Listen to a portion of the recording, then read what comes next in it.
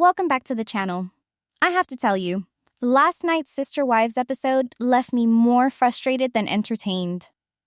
And the reason is simple. One person in that family, Christine Brown, clearly understood what was really going on, and nobody wanted to hear her. Christine calmly explained that the entire money fight didn't start by accident. According to her, Kody would go to one wife, make a decision for the whole family, then walk into the next conversation with a completely different version of the story.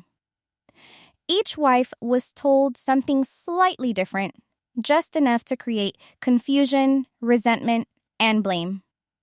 And honestly, that explanation made everything suddenly make sense. But the moment Christine started laying it out, Suki tried to redirect the conversation.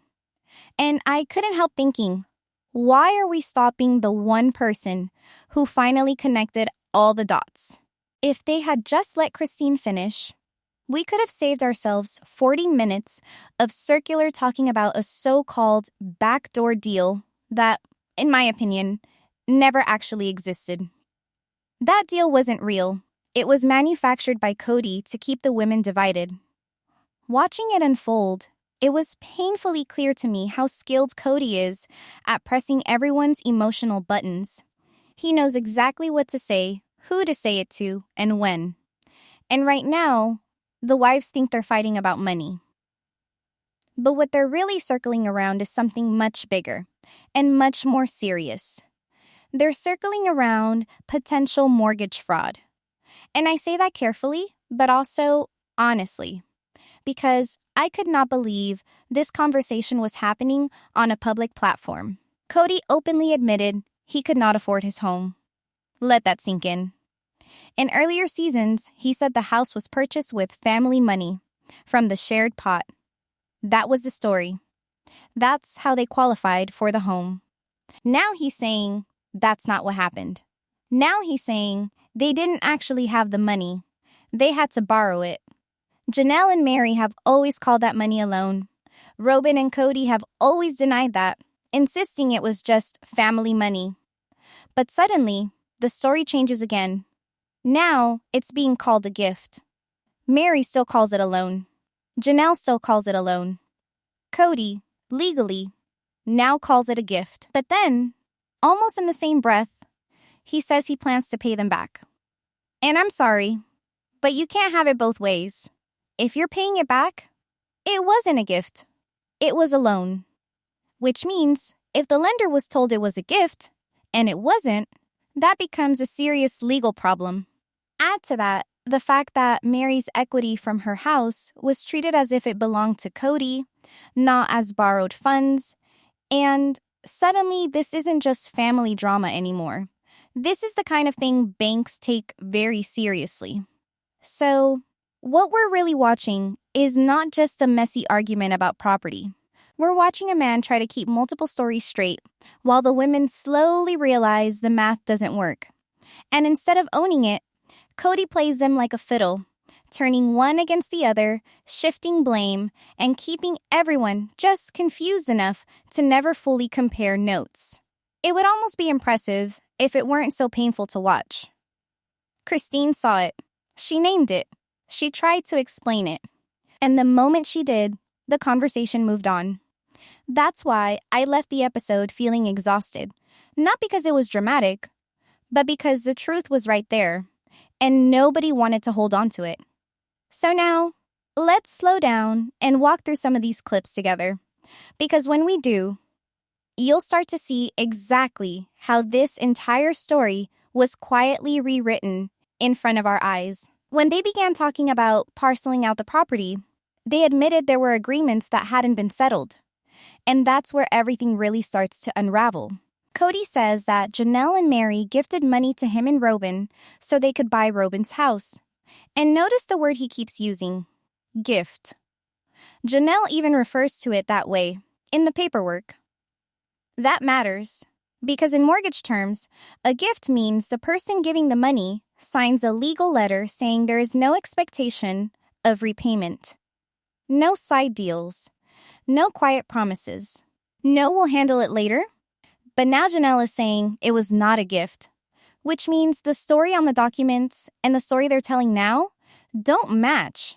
That means someone made a false statement to the lender, and that someone includes both the person who signed the gift letter and the person who submitted it. Kody keeps calling it a gift because, legally, that's what the lender was told. But emotionally and financially, everyone now agrees it was really a loan. And here's the uncomfortable part. They are now arguing about this money on television while openly admitting that the paperwork didn't reflect the truth. They wanted the gift money back. And I'm sitting there thinking, Suki, you're a journalist. Why are you not stopping this conversation and asking the obvious question? If it was a gift, you can't demand it back. And if it wasn't a gift, then the lender was lied to. That's not a small detail. That's the entire story. But instead, it gets brushed right past, like it's just another family misunderstanding. Then Kody says he told Meri on the phone, "Don't worry, we're going to take care of this. We always intended to." He admits that both Meri and Janelle put money into the down payment. He says Janelle is already square, meaning she's been paid back. But Meri hasn't been, and that's why she's worried. So now let's slow this down. If Janelle signed a gift letter and later got paid back, that means it was never a gift. Robyn says they already settled with Janelle. Great. But that settlement proves it was a loan all along. The paperwork just didn't say that. And here's where people get confused. They think fraud only matters if someone lost money. That's not true. Fraud is about misrepresentation. The moment false information is given on a financial document, the issue already exists, whether or not anyone was financially harmed. So when you really understand what they're admitting, the timeline starts to look very different. They didn't sell the Flagstaff house and deal with Coyote Pass at the same time because they simply needed cash. They did it because the financial story they had been telling no longer held together. And now, instead of one clear explanation, we're watching 5 people argue over which version of the truth sounds safest. And honestly, that's what makes this whole thing feel less like reality TV and more like a slow-motion unraveling. It's because Kody and Robyn needed to distance themselves from the fraud they had already committed. And yet, somehow, they are still talking about that same fraud out loud on national television. They're openly admitting they paid someone back on money that was legally labeled as a gift. And again, once you repay a gift, it stops being a gift. That alone turns the entire mortgage story upside down. What it really means is this.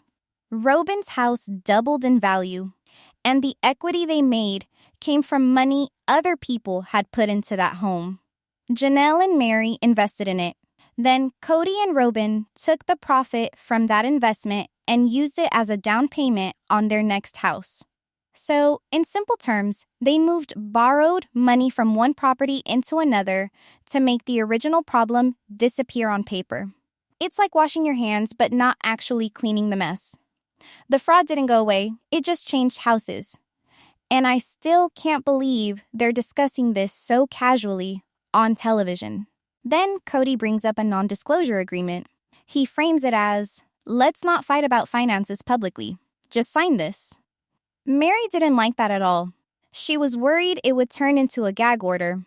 Everyone else signed it. And yet, here they all are, talking about it anyway.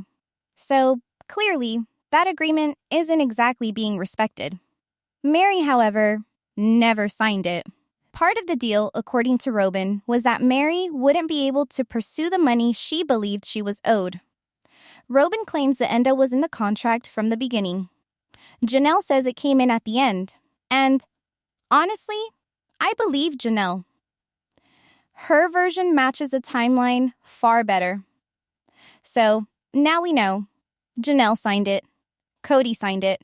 Robyn signed it. Meri did not. And suddenly, Janelle's behavior this season makes more sense. She's been unusually gentle with Kody. forgiving, careful, almost restrained. And an endo will do that to a person, especially if it includes non-disparagement language. If she had to stay quiet to get her money back, she likely agreed to it, even if it hurt. But here's the part that really matters. You cannot legally use an endo to silence someone about potential fraud or criminal behavior. That's not how the law works. And if Meri had a competent lawyer, and I believe she did, then refusing to sign that document was exactly the right move. Because this isn't just about hurt feelings. This could involve civil liability and criminal exposure. Then Kody tries to soften things by saying he took care of other bills for Meri instead. Insurance, expenses, little things here and there. Like, you pay this bill, I'll pay that bill. But then Meri shuts that down. She makes it very clear. He was not paying her homeowner's insurance. He was not covering those costs. And Robyn, once again, repeats whatever Kody has told her as if it's proven fact. She says it with confidence, calm, certain. And Meri is sitting there like, no, that never happened. And in that moment, you can almost feel it.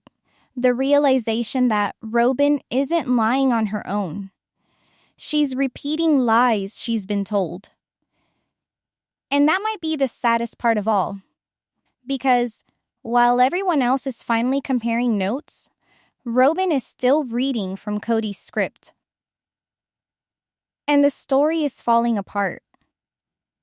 It's honestly ridiculous, but in Kody's mind, this little story gives him a way to look moral in front of Robyn. It lets him say, see, I'm not ripping anyone off. I deserve this money. And it gives Robyn a way to agree with him and say, yes, we're entitled to it. Never mind that he never lived in that house. Never mind that he didn't pay for it. Never mind that Meri paid for almost everything. Somehow, in their version of reality, they are still entitled to the money. And legally, yes, because Kody's name was still on the title, he could claim 50% of the equity. Meri isn't even arguing that. She accepted that part. What she didn't accept was that Kody used her 50% without paying it back. That's the line for her. That's where it stopped being fair. But Kody never tells one clean story. He tells 5 different versions, depending on who's listening. And because everyone is interviewed separately, the contradictions never get challenged in real time. Honestly, they should all be sitting on one couch. If they were, this whole thing would collapse in minutes. What Kody really wanted was silence. Not just silence about money, complete silence. No criticism, no exposure, no accountability. The endo wasn't about protecting privacy. It was about protecting him. This was never about money. It was always about control. Listen to what he says. Meri's Vegas house and her 25% of Coyote Pass would have been a bargaining chip. He claims she would have eventually gotten all of her money, her fair share. But then suddenly he says, wait, Janelle, I told Robyn to hold off on signing. Everything was supposedly ready, just waiting to be wrapped up. Then Robyn says the endo was her idea. Kody says it was his idea. Robyn says she delayed signing to play the martyr for Meri. Kody says he delayed Robyn signing so he could use it as leverage. Those stories cannot all be true.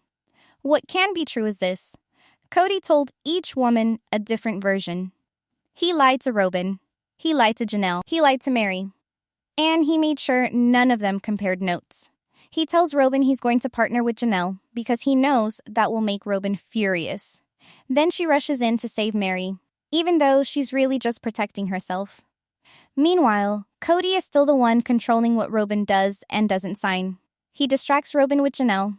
He turns Janelle into the backstabber in Meri's eyes. He makes Janelle think the endo was Robyn's fault. He makes Meri think Robyn knew about the deal and stayed silent. And suddenly, everyone is mad at everyone, except the man who caused it. That's called triangulation. And Kody does it flawlessly. They're all scrambled, confused, hurt, defensive, and he's standing in the middle, quietly watching the chaos he created. You can hear it in his words when he says Janelle is pressuring him. Over and over. Janelle's giving me all this pressure. And Robyn responds emotionally, saying she doesn't care what Janelle thinks. 1 minute, Janelle is loyal to Meri. The next, she's the villain. And Kody just shrugs and says he's tired of it all. But he's not tired of it. He's managing it. And once you see that pattern, you can't unsee it. Christine has said it plainly. Kody had a habit of sitting down with one wife, deciding what everyone was going to do, and then presenting it like a group decision.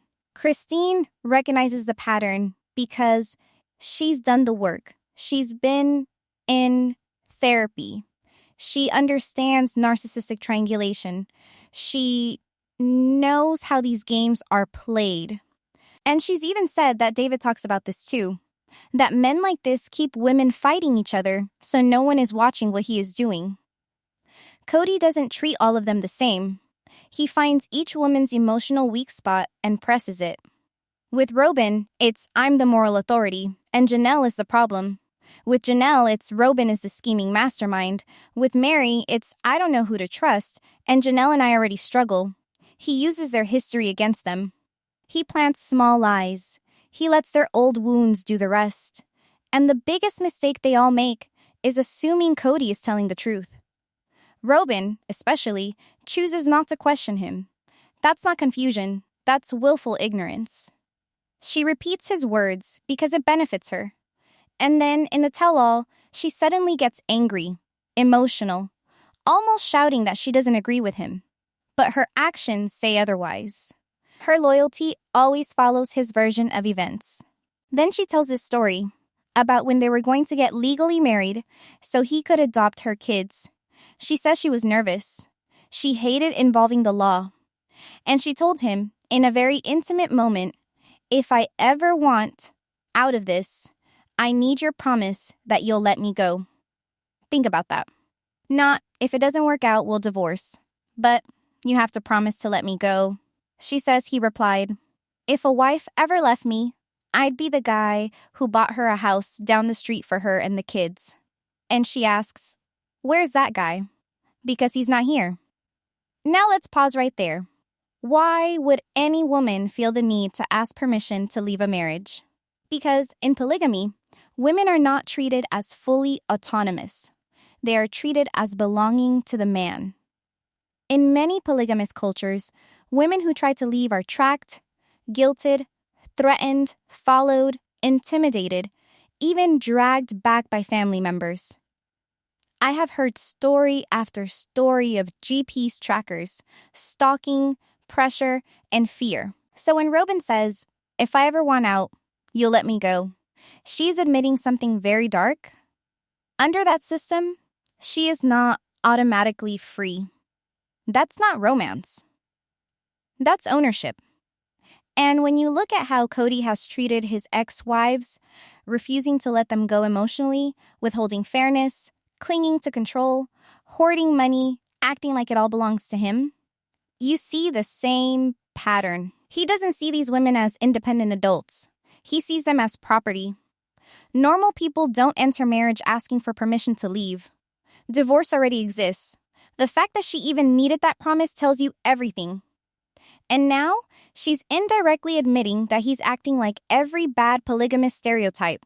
Controlling, unfair, financially abusive, emotionally manipulative, and unwilling to release what he thinks still belongs to him.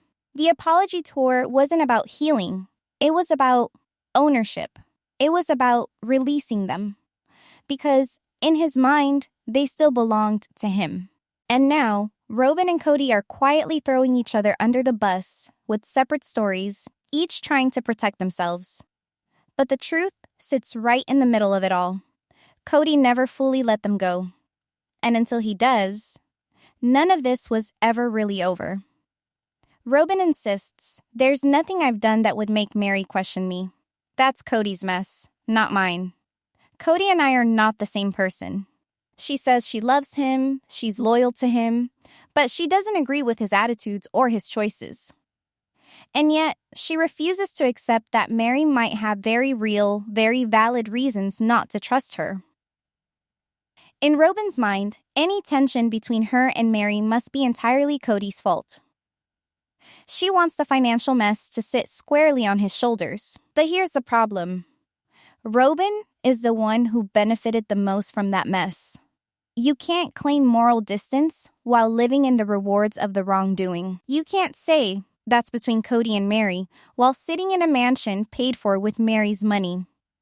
You can't wear the ring, the jewelry, the watches, drive the luxury cars, and then pretend none of it has anything to do with you. You can't separate yourself from the fraud when the fraud built your lifestyle. Robyn loves to deflect. She points to Kody and says, that's his fault, while enjoying everything his choices provided. And when Meri feels hurt about that, Robyn doesn't reflect. She gets angry at Meri for even daring to feel that way. Then she says she has a strict moral compass, that she believes this kind of behavior is wrong. But in the same breath, she admits she didn't trust Meri enough to tell her what was really going on. When Meri reacts in disbelief, "Are you serious right now?" Robyn doubles down. She says it wasn't fair to expect her to confront Kody more strongly because he is her husband, and she fought him as much as she could. And that's the contradiction. Robyn is emotionally consumed by a backdoor deal that never actually happened, but she shows far less concern about the very real financial wrongdoing that did happen. She's upset about a rumor, but calm about a documented mess.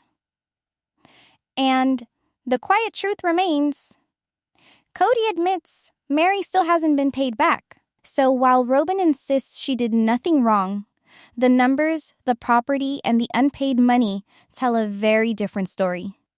Because at the end of the day, you don't get to claim innocence while living inside the benefits of someone else's loss. Robyn keeps saying, I'm not like that. These are his mistakes, not mine. Those are his crimes, not my responsibility. But here's the reality. When two people sign the same documents and both people benefit financially from the outcome, they are both involved. It doesn't matter whose idea it was. Responsibility doesn't disappear just because you point at your spouse. Then she says she couldn't tell Meri what was going on because she had to be loyal to her husband. Think about what that really means. You're saying you'll protect your husband even if he's doing something wrong. You'll stay quiet even if someone else is being hurt. Loyalty, in that version, comes before honesty, before fairness, before doing the right thing. And that's what Robyn gets so defensive about. She says she wasn't going to sit there and be disloyal to Kody. She says she couldn't trust Meri because of their history. She says Meri burned bridges with her. She says she doesn't even know why Meri is upset with her. And she says all of that with a straight face. Meanwhile, imagine this from Meri's side. Your husband and his new wife financially benefit from your money, keep you emotionally stuck for years, let you believe there might still be a future, while every day you stay, they gain more security, more wealth, more comfort. Then when you finally question it, you're called a backstabber. That is textbook gaslighting. Robyn isn't angry at Kody. She's angry at Meri for noticing. She's furious about a fake backdoor deal that never happened, but she barely shows that same energy about the real financial wrongdoing that did happen. And the reason she's melting down isn't because of betrayal. It's because all of this is now public. You can see it. She knows how bad it looks. She knows what it implies. And now everyone is scrambling. Robyn blames Kody. Kody blames Robyn. Kody blames Janelle. Kody blames Meri. And somehow, the two people who signed the documents and benefited the most want everyone else to carry the emotional weight. Robyn chose this life. She chose this man. She chose to enter a plural marriage. She chose to stay. She chose to benefit. And she chose not to stop it. And Suki, for an entire hour, kept following these surface-level stories while missing the bigger picture. That Kody and Robyn weren't just defending themselves emotionally. They were protecting themselves legally. That's how I see it. But I want to know how you see it. Tell me your thoughts in the comments below. If you found this breakdown helpful, please give this video a thumbs up. Make sure you're subscribed to the channel and click the bell so you never miss a video. Thank you so much for watching. Bye, besties!